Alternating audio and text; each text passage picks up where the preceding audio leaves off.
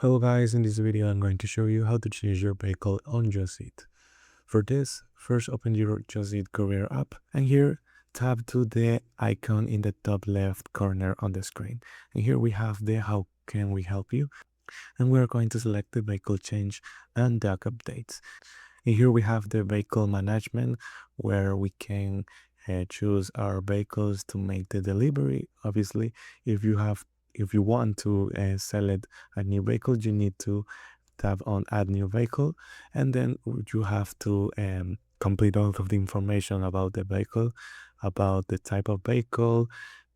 Also, you need to upload documents because if you're moving to a motorized vehicle, for example, you'll need to provide your valid driver license and the proof or insurance.